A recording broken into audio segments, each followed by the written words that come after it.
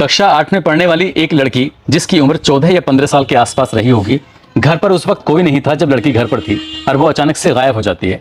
उसके माँ बाप जब घर वापस लौट कर आते हैं तो अपनी बेटी को हर जगह तलाश करते हैं, हर किसी से पूछते हैं। जब लड़की मिलती नहीं है तो मजबूर होकर वो थाने जाते हैं और थाने जाने के बाद रोते हुए गिड़गिड़ाते हुए कहते हैं कि साहब हमारी बेटी गायब हो चुकी है, उसे ढूंढने में मदद कर दीजिए। पुलिस जो अक्सर इस बात पूछने के बाद कि इसकी उम्र कितनी है और उम्र के साथ ही वो तरह तरह के अंदाजे लगाने लगती है, तो पुलिस का बस एक ही कहना था कि हो सकता है किसी दोस्त के साथ चली गई हो। लेकिन वो दोस्त के साथ नहीं गई थी बल्कि नाराज होकर घर से निकल गई थी। काश वो उस दिन नाराज होकर घर से ना निकलती तो उसकी जो भविष्य में दुर्दशा होती है उसको सुनकर शायद किसी की भी आंखों में आंसू आ सकते हैं। दरअसल इस लड़की के आंसुओं की कीमत किसी ने पहचानी तो वो एक पुलिस की इंस्पेक्टर होती हैं। उस लड़की को न केवल उन्होंने उस दलदल से बाहर निकाला बल्कि उसे एक सही जगह पहुंचाने में पूरे जी जान से जुट जाती हैं। आज वाकई एक इंस्पेक्टर ने जो काम किया है वो वाकई सैल्यूट के हकदार हैं। इस कहानी को सुनने के बाद आप भी उन्हें सैल्यूट करने से पीछे नहीं हटेंगे। आदाब, नमस्कार, सत श्री अकाल। मैं उस्मान सैफी। आज की जो सच्ची घटना मैं आपको सुनाने जा रहा हूं, ये सच्ची घटना है राष्ट्रीय राजधानी क्षेत्र नई दिल्ली की। दरअसल यहाँ एक इलाका है सेंट्रल जिला, उसी सेंट्रल जिले के एक चौकी लगती है कमला मार्केट। बात कर रहा हूँ 16-17 जुलाई 2024 की रात लगभग 10 बजे के आसपास। जो कमला मार्केट चौकी की इंचार्ज होती हैं किरण सेठी, उनके साथ में एएसआई होते हैं परमजीत और कांस्टेबल होती है ममता। वो आराम से बैठे हुए थे खाली। उन्होंने कहा कि ठीक है चलो कमला मार्केट की तरफ चलते हैं, जहां पर जीबी रोड, जहां पर वेश्यावृत्ति के धंधे होते हैं। कहते हैं कि वो अचानक ही वहां से पता नहीं क्या मन में आता है किरण सेठी के, और वो अपनी चेयर से उठते हैं और साथ में एएसआई और कांस्टेबल को ले जाते हैं। और चलते चलते उनकी जो मंजिल थी वो कोठा नंबर 59 पे जाकर रुक जाती है। जैसे 59 पे जाते हैं और वो अचानक रैंडमली वो उसके अंदर प्रवेश करते हैं तो उसमें हड़कंप मच जाता है कोठे में कि आखिरकार ये पुलिस वाले इतनी रात में क्यों आए हैं।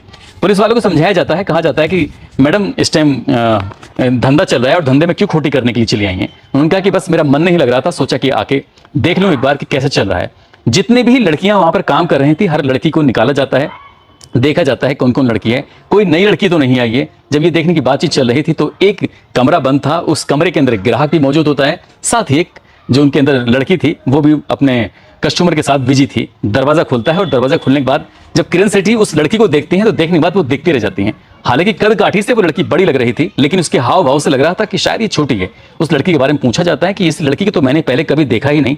तो जो कोठे की मालकिन होती है, उस कोठे की मालकिन का नाम किरण देवी होता है। किरण देवी कहती है किरण सेठी से, किरण सेठी चौकी इंचार्ज होती हैं और किरण देवी उस कोठे की मालकिन होती हैं। तो वो कहती हैं कि मैडम आप खामखा परेशान हो रहे हैं, ये तो काफी टाइम से यहाँ पर है और आपने शायद इसको पहले भी देखा होगा।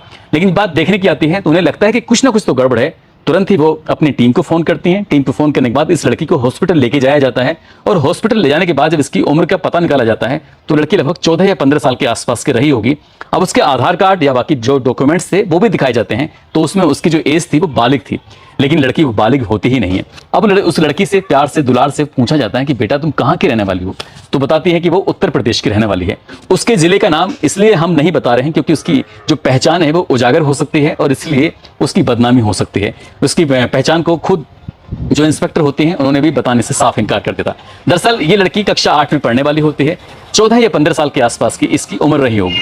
दरअसल ये लड़की जो कहानी बताती है इसको सुनने के बाद हर कोई भावुक हो जाता है। दरअसल लड़की बताती है कि 23 जून 2023 का ये वाकया है। ये अपनी माँ से कहती है कि माँ मुझे अपने स्कूल जाना है और जो कबड्डी कोई कंपटीशन में इसने हिस्सा लिया था वहां पर इसको सम्मानित किया जाएगा। जैसे माँ ने ये बात सुनी, माँ ने कहा कि छुट्टियों के दिन चल रहे हैं, तुम स्कूल में करने क्या जाओगी, इसलिए तुम स्कूल वगैरह में मत जाओ। माँ मना कर देती है। बेटी स्कूल जाने की जिद पर अड़ी हुई थी क्योंकि उसका आज सम्मान होना था। कबड्डी में वो गोल्ड मेडल जो जीत के लेके आई थी।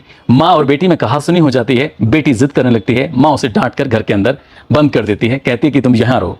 जब बेटी यहाँ रहती है माँ बाप अपने काम से चले जाते हैं। घर में कोई सदस्य था नहीं और उसे मौका मिल जाता है घर से बाहर निकलने का। घर से कुछ ही दूरी पर रेलवे स्टेशन होता है। वो रेलवे स्टेशन पे बैठकर काफी देर से रो रही थी, परेशान हो रही थी। रोते रोते अचानक ही एक ट्रेन आती है और वो ट्रेन में बिना कुछ सोचे हुए उस जाके ट्रेन में बैठ जाती है और वो ट्रेन जो थी वो दिल्ली की तरफ जा रही थी। जिस बोगी में जाके बैठती है उस बोगी पर उस सीट के सामने एक वो व्यक्ति बैठा हुआ है। उस व्यक्ति ने उस रोती हुई लड़की को देखा, देखकर कहा कि बेटा तुम रो क्यों रही हो, परेशान क्यों हो। तो लड़की शुरुआत में तो चुप रहती है लेकिन वो व्यक्ति उसके लिए कुछ खाने का सामान लेके आता है।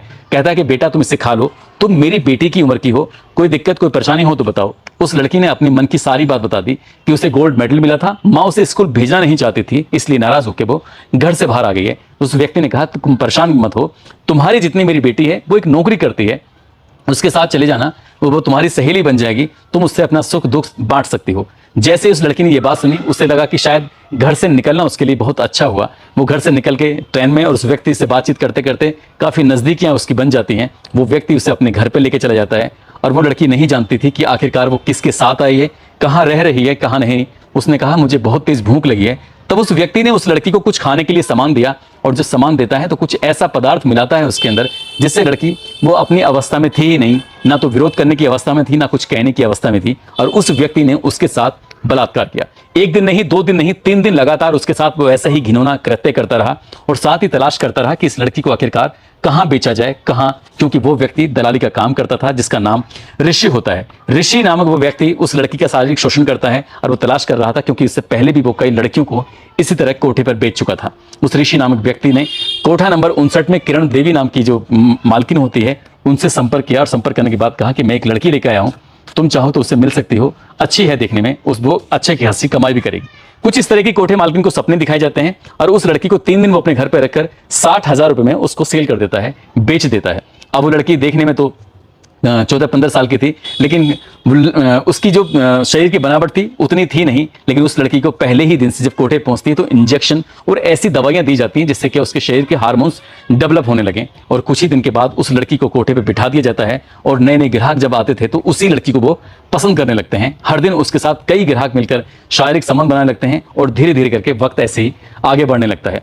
ये लड़की जून के महीने में घर से निकली थी, और 3 दिन दिल्ली में एक व्यक्ति के साथ रहने के बाद फिर ये कोठे पे जाती है। कोठे पे कुछ ही दिनों के बाद, इनकी 10 या 15 दिन के बाद ही उसके पास ग्राहक आने शुरू हो जाते हैं। जब ग्राहक आने शुरू हो जाते हैं तो उसका लगातार शारीरिक शोषण होता था, और वो लड़की रोज या तो पिटाई से बर्दाश्त करती थी, या फिर उसको इतना डराया गया, धमकाया गया कि वो विरोध करने की स्थिति में थी ही नहीं। हालांकि पुलिस इस बीच में कई बार उस कोठे पे जरूर आई थी, लेकिन जब भी पुलिस आती थी उस लड़की को कहीं ऐसे तहखाने में दुबका दिया जाता था जिसकी वजह से वो कहीं किसी को मिले ही ना। लेकिन कोई नहीं जानता था कि 16 और 17 जुलाई 2024 की उस रात में जो इस कमला मार्केट चौकी की इंचार्ज होती हैं किरण सेठी, अपनी कांस्टेबल ममता और एएसआई के साथ जब इस कोठे पर अचानक से रेड मारती हैं तो वहां पर ये एक लड़की मिलती है, और साथ में एक और लड़की मिलती है। 2 लड़की जो कि नाबालिग होती हैं, जबकि उनके आधार कार्ड या उनके जो डॉक्यूमेंट्स होते हैं उन्हें बालिग दिखाने की कोशिश की जाती है।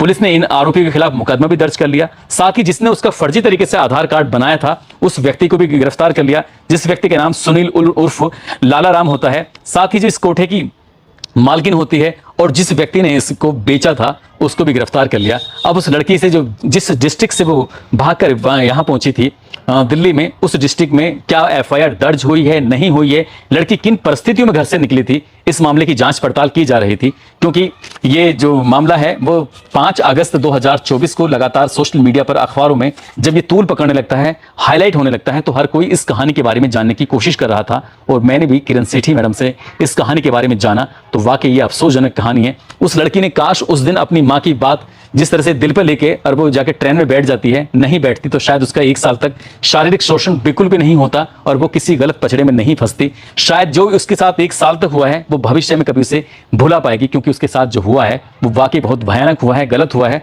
और उसे कोई भविष्य में पता नहीं अपनाएगा नहीं अपनाएगा। माँ बाप उसको, क्योंकि ये भी बात पता चली है, पुलिस की जांच में आई है कि शायद उसके माँ बाप ने शायद एफआईआर नहीं लिखाई है। यदि एफआईआर लिखाई होती तो शायद पुलिस पूरी ईमानदारी, पूरी शिद्दत से उस लड़की को रेलवे स्टेशन हो या फिर बस स्टॉप हो या फिर अलग अलग जगहों पर तलाश करने की कोशिश करती, क्योंकि ऐसा भी जानकारी में आ रहा है। दोस्तों, इस पूरे घटनाक्रम को सुनाने का उद्देश्य किसी को परेशान करना नहीं है, किसी का दिल दुखाना नहीं है, बल्कि आपको जागरूक करना है, आपको सचेत करना है और आजकल के बच्चों को समझाना है, बताना है कि छोटी छोटी बात पर जो नाराज हो जाते हैं, किसी को मोबाइल नहीं मिलता तो किसी की इच्छाएं पूरी नहीं होती और वो माँ बाप से नाराज होकर घर से भागने की कोशिश करता है। जैसे भाग जाते हैं तो ऐसे ही लड़कियों का खासकर उनके साथ होता है, और लड़कों के साथ भी कुछ गलत हो जाता है, उनके शरीर के अलग अलग हिस्सों को निकाल कर बेच देते हैं, ऐसी भी बात निकल के आती है। इसलिए नाराज होने से पहले 1000 बार सोचना चाहिए, क्योंकि जितनी सुख सुविधाएं किसी भी बच्चे को घर के अंदर मिल सकती हैं वो बाहर कभी नहीं मिल सकती। बाहर तभी मिल सकती हैं जब आप पढ़ लिख कर आप घर से बाहर निकलेंगे, आपके पास डिग्रियां होंगी, नौकरी हासिल करने के लिए तभी कुछ आप कर सकते हैं। दोस्तों, जाते जाते नई मंसूरी हैं, दिल्ली के रहने वाले हैं, आज इनका जन्मदिन है, इनको जन्मदिन की ढेरों सारी शुभकामनाएं, बहुत बहुत मुबारकबाद। साथ ही कुछ लोगों ने नाम लेने की अपील की है, जिसमें आचार्य है पवन गिरी, अखिल कुमार, रईस खान, धीरेन्द्र राजपूत, मिथिलेश यादव, सगीर, धर्मेंद्र, सत्यम, नीलम, कविता, इंद्रजीत, मोहम्मद कयूम, निशु चौधरी, नितिन, अकरम खान, मुस्तकीम सिद्दीकी, शैलेश बाबू। आप सब लोग अपना ख्याल रखें, सुरक्षित रहें। जय हिंद, जय भारत।